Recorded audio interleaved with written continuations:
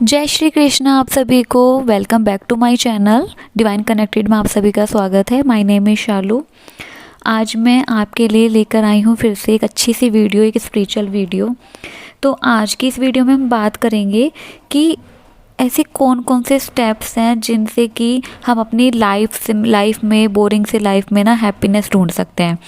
आप सभी जानते हैं कि भगवान श्री कृष्ण ने ना सबकी लाइफ अच्छी बनाई है, लेकिन उसको हमें कैसे जीना है तो वो तो हमारे हाथ में ही होता है ना, कि हमें उसमें हमें खुशियाँ मिल रही हैं उसके लिए थैंकफुल रहना है, या फिर जो थोड़े बहुत गम मिले हम उनमें ही डूबे रहें। तो वो चीज़ें ना हमारे हाथ में भी होती है। भगवान का काम है सिर्फ हमें ज़िंदगी देना, लेकिन उस ज़िंदगी को कैसे जीना है वो कुछ तो हमारे हाथ में भी है। ठीक है, तो मैं आपको कुछ ऐसे 3 सिंपल स्टेप्स बताऊंगी जो कि भगवान श्री कृष्ण ने भी कहे हैं, जिनसे कि आप अपनी लाइफ में ना खुशी रह सकते हो। चाहे आपकी लाइफ में कितनी भी परेशानियां हो, लेकिन अगर आप इन स्टेप्स पर ध्यान देंगे तो आप ज़रूर खुश रहेंगे। अपनी बोरिंग सी लाइफ को भी ना आप अच्छा बना सकते हैं अपनी। तो सबसे पहला जो स्टेप है जो भगवान श्री कृष्ण कहते हैं, जो आपको अपनी लाइफ में ज़रूर उठाना चाहिए, वो होता है स्टॉप ओवर इमेजिनिंग। तो इसका मतलब ये होता है कि हमें ना ओवर इमेजिनिंग नहीं करनी है।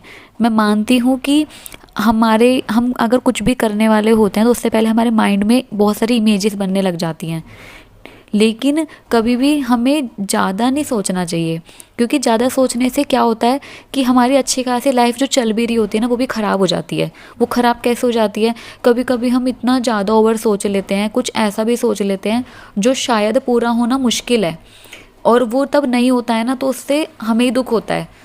और उससे क्या होता है, फिर जो हमारी लाइफ में है ना हम उस पर तो ध्यान नहीं देते हैं।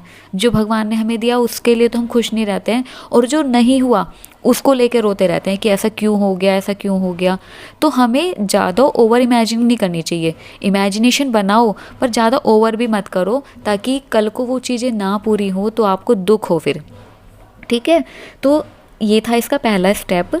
अब अगर मैं सेकेंड स्टेप अगर आपको बताऊं, जो भगवान श्री कृष्ण भी कहते हैं कि वॉच योर प्रेजेंट ब्लेसिंग्स।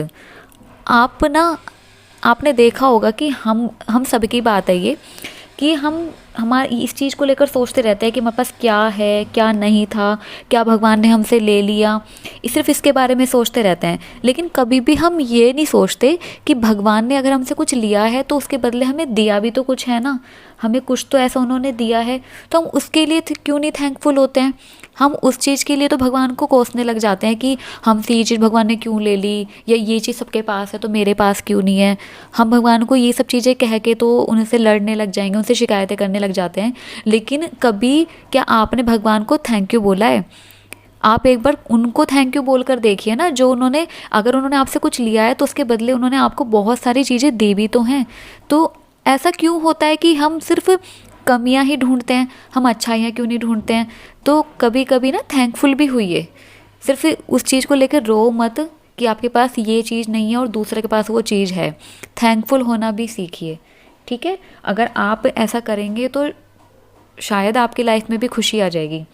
अब अगर मैं तीसरा स्टेप बताऊं जो भगवान श्री कृष्ण अपने भक्तों को बोलते हैं, वह है make your self the main source of your happiness.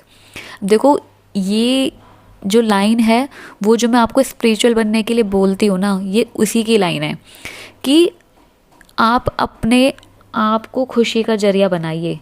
अगर आप दूसरों में ही खुशी ढूंढेंगे ना, आपने ऐसा देखा होगा कि हमारे अंदर एक बहुत बड़ी कमी है कि हमारे अंदर कोई भी इमोशंस होता है ना तो उसके लिए हमें दूसरों की ज़रूरत पड़ती है। अगर हमें गुस्सा आ रहा है तो भी हमें दूसरों के ऊपर निकालना है। अगर हम दुखी हैं तो भी हमें दूसरे का कंधा चाहिए कि हम उसके कंधे पर सर रख कर रो सके। अगर हम खुश हैं तो भी हमें दूसरों की ज़रूरत है। तो क्या ऐसा नहीं हो सकता है कि हम सारे इमोशंस को अपने साथ बांट सकें? अगर हम खुश हैं तो उसके लिए अपने आप को मतलब अच्छा महसूस कराएं। अगर हम दुखी हैं तो हम खुद से ही मोटिवेट हो जाएं। अगर हमें गुस्सा आ रहा है तो खुद से ही हम काम डाउन होने की कोशिश करें। क्या मतलब भगवान ने हमें मनुष्य जैसी योनि दी है, हमें मनुष्य बनाया है, तो क्या मतलब उसके लिए हमें थैंकफुल नहीं होना चाहिए? हम क्यों मतलब अपने आप को छोड़कर दूसरों में खुशियाँ ढूंढते हैं, दूसरों को जरिया बनाते हैं अपनी खुशी का? आप बनाइए दूसरों को, दूसरों के साथ भी खुशियाँ बांटिए, लेकिन उसका मेन सोर्स दूसरों को मत बनाइए। उसका मेन सोर्स आप खुद हैं और आप खुद ही बनिए, क्योंकि सामने वाला सिर्फ आपके साथ कुछ टाइम तक उस खुशी को बांट सकता है या उस दुख को बांट सकता है या आपका गुस्सा सहन कर सकता है, लेकिन वो चीज़ परमानेंट नहीं रहेगी ना। आपको सब कुछ करना तो खुद ही है। तो आपको ना अपनी खुशी का मेन जरिया अपने आप को बनाना है। तो ये से 3 सिंपल स्टेप्स थे जो कि भगवान श्री कृष्ण कहते हैं कि अगर आप इनको फॉलो करेंगे अपनी लाइफ में, तो आप अपनी बोरिंग सी लाइफ में, अपनी डिप्रेशन वाली लाइफ को भी ना अच्छा बना सकते हैं। क्योंकि डिप्रेशन तो सबकी लाइफ में ही है। आप अगर सोचते हो ना कि सिर्फ आपकी लाइफ में ये सब चल रहा है, आपके साथ ही सिर्फ बुरा हो रहा है, ऐसा नहीं होता है। आप किसी की भी लाइफ जर्नी उठा लीजिए, सब ने बहुत स्ट्रगल किया है और सबकी लाइफ में ही कुछ ना कुछ गलत होता ही रहता है।